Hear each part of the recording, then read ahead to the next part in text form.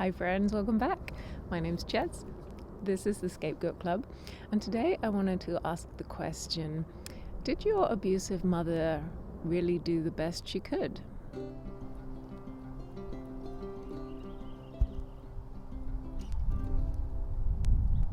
So for those of you who are watching in order, yes, I do have some more beach videos coming up. I just wanted to take a bit of a time out and talk about a mother-related topic because it is Mother's Day for those of you in those of us in North America.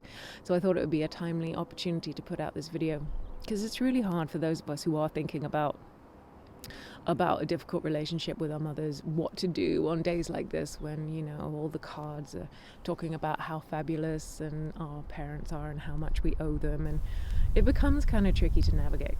So today's question around whether your abusive mother or narcissistic mother, or maybe just a really difficult mother, whether they did their best is a really tricky question for those of us who are grappling with that, I think.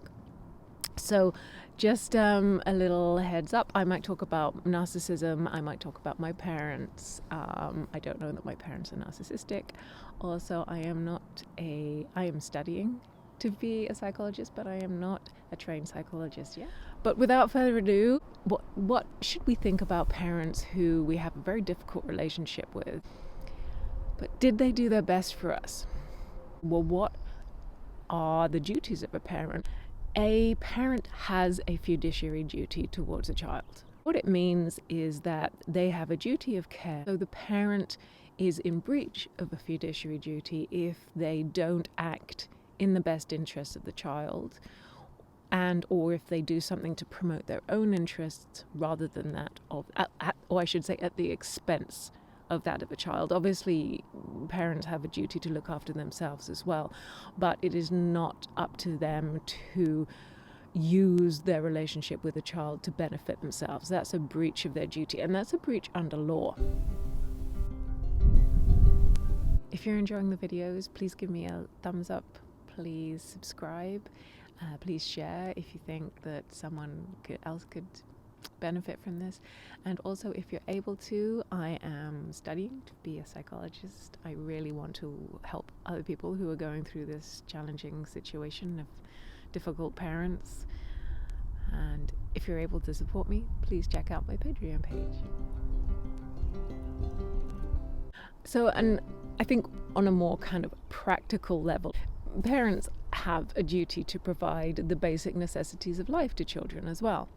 So what are those basic necessities? Adequate food, adequate shelter, clothing, access to education, and also emotional and spiritual support. Emotional needs are a key part of our upbringing and our development as children, and so not meeting those emotional needs is a form of abuse, or if you don't get it, neglect. But I think the challenge that I feel that I had in my situation and is in my culture somewhat is that it's not really recognized, and it's also not obvious. You can, from the outside, you can look at a family and, well, if you wanted to take mine for an example, you know, we had a nice house, enough money, food on the table, you know, we were comfortably middle of the road. But it was those emotional supports and that love and for want of a better word, kind of spiritual support. Things like giving the child encouragement to understand who they are and to manage their own emotions and to follow their own dreams and goals. All of those things were missing for me. And not only were they missing, so there was a kind of a neglect, there was also the opposite we would then put into the category of abuse, where I was, you know, blamed for things and made to feel bad about things that I hadn't done, or just in general used as, you know, the scapegoat of the family, the one that got blamed to try and make other people feel better.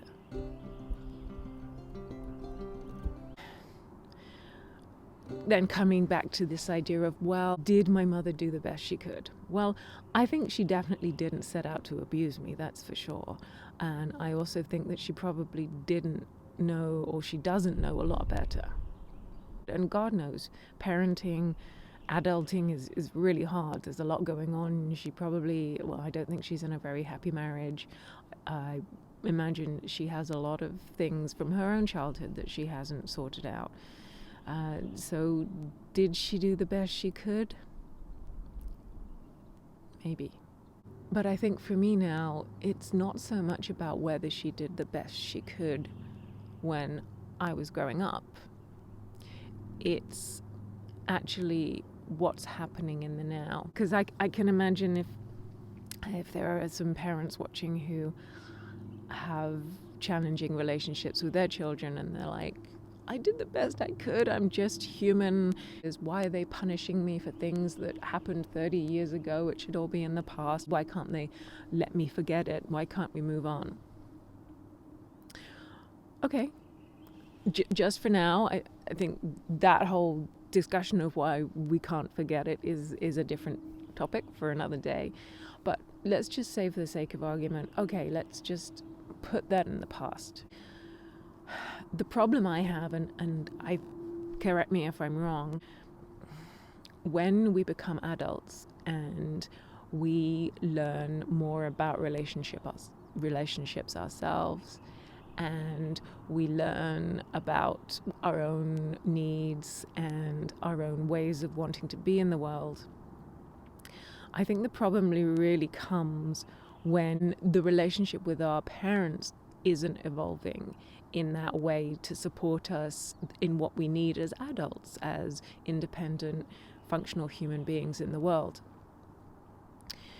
And I think people are coming into this situation where they realize that there's a problem with their relationship with a parent, and they then take the time to think about it and maybe do their own work, maybe do their own therapy, or maybe self-reflection and consideration of the relationship. And then they go back to the parent and say, actually, this is not okay, or I was really hurt when this happened, or I want our relationship to change in this way, this is what I need from our relationship.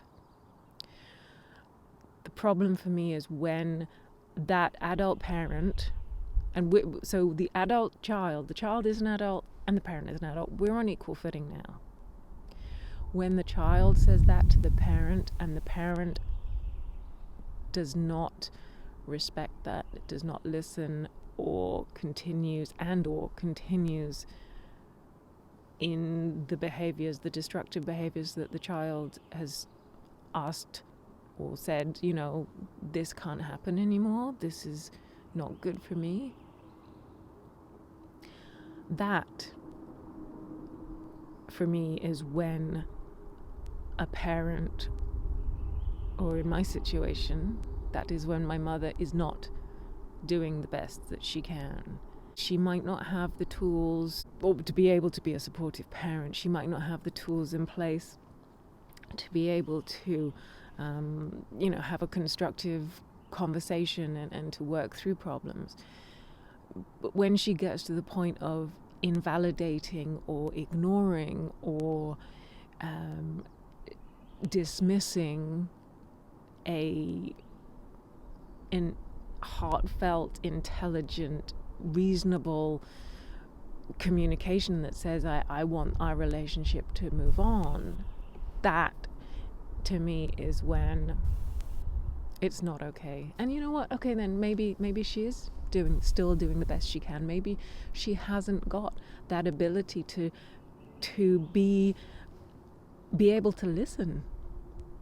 But you know what? If that's the best she can do, it almost doesn't matter, because it's just not good enough. When it's abusive and it's hurting and it's hindering or sabotaging someone's life, it doesn't matter if that's your best, it's not good enough. If you want to get into the conversation of, well, my mother can't listen. She can't see the truth. She's delusional. Well, then that's it. She has a mental illness. And in that case, is it up to us to fix that mental illness? No. No, it's not. It's up to the adult, the mother, to go and get help. So,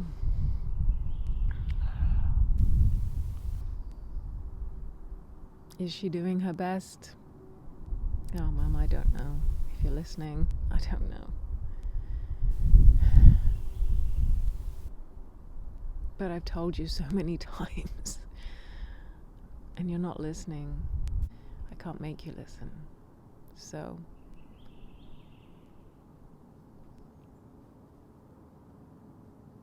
happy Mother's Day.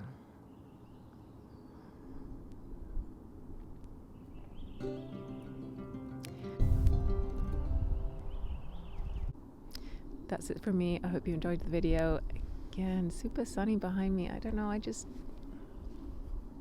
angle the camera so you can see that whatever it is behind me, but it just seems that it's always the wrong way. Anyway, it is what it is. And how can the sun be the wrong way? Anyway, shut up, Chess. It's rubbish. For me and the ducks, take care. And good luck with Mother's Day. Just look after yourselves. Look after yourselves. See you again soon. Bye for now.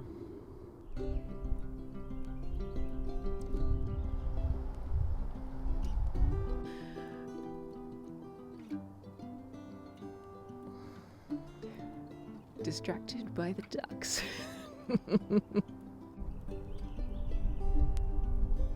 Around during the videos. Oh, hello. Because emotional needs are a key part